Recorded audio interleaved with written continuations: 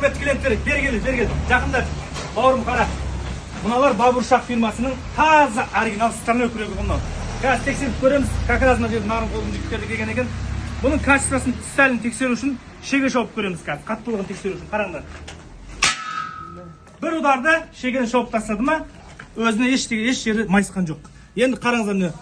Сталь мен темірдің разницасы не? Темірге ұрамыз бұны қараңыздар. Темірді кеседі сталь деген.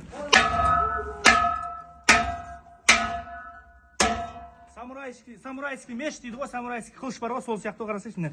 Еш жері ештеңе қан жоқ міне. Бір жүзі қайтқан жоқ.